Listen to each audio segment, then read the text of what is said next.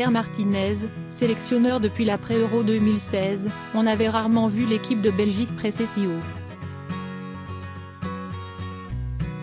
Empêché de progresser au sol depuis son but, freiné dans son jeu court, gêné dans sa possession, l'équipe d'Eden Hazard, prudente, évoluait également très bas.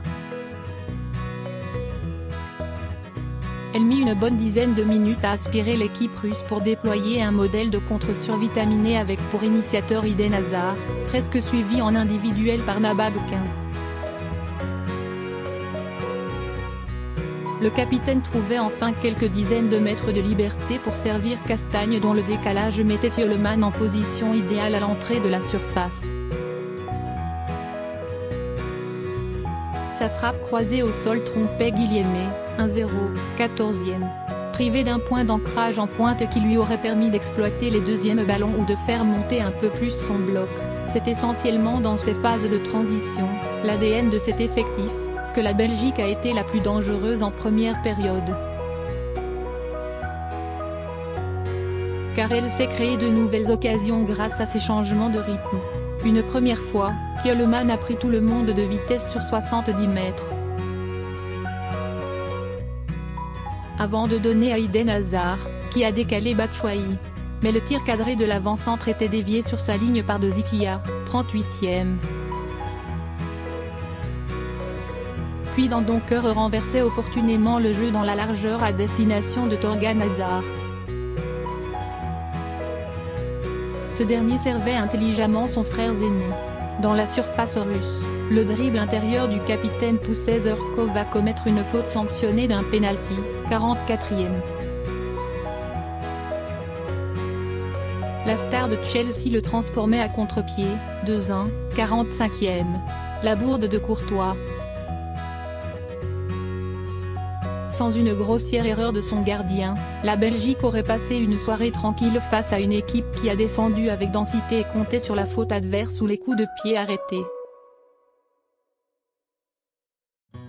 Mais le portier du Real Madrid, dont le statut en club pourrait être remis en cause par Zidane, a perdu ses appuis en voulant relancer au sol.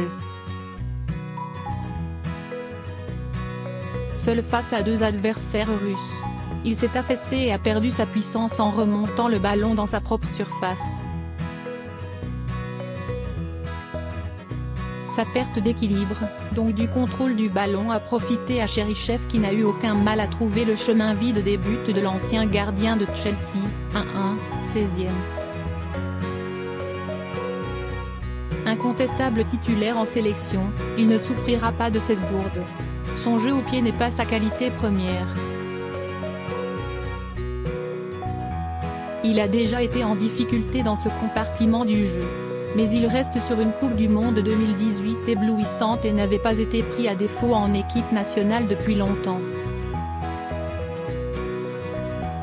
Hazard, 99 sélections, 29 buts. Le capitaine belge a inscrit son troisième doublé en équipe nationale où son total de buts atteint désormais 29. Ce qui le place en 4e position dans l'histoire de son pays, derrière Romelu Lukaku, 45, Vadim Stevorov, 30, à égalité avec son ancien sélectionneur, Marc Wilmots. La vedette des Blues a pris des coups. Il a eu du mal à s'extirper du traitement de faveur réservé par la défense russe et a perdu pas mal de duels. Mais il a été décisif à 2 reprises et s'est comporté en leader, ce qu'il fait depuis qu'il porte le brassard, à l'été 2015. Son deuxième but, dans la surface, est l'œuvre d'un attaquant qui flaire la bonne position. Il sait terminer le travail entamé par ses partenaires et une reprise un peu manquée de Batshuayi, 3-1, 88e, qui avait trouvé le poteau quelques minutes plus tôt, 79e. Le but du capitaine assure le succès belge dont le début de calendrier aux petits oignons doit permettre au plat pays d'avancer tranquillement sur le chemin de la qualification. Sur ses 4 premiers matchs qualificatifs, il recevra 3 fois et pourra tenter le 12 points sur 12. De quoi effacer la défaite à Lucerne en novembre, 2-5, qui a zappé le final à 4 en Ligue des Nations. Dimanche, à Chypre, Eden Hazard, lui, franchira le cap des 100 sélections. À 28 ans, c'est le troisième joueur à se hisser à ce niveau symbolique après Vertonghen, 111, et Witsel, 101. Et cela dit toute la richesse du petit royaume voisin des Bleus.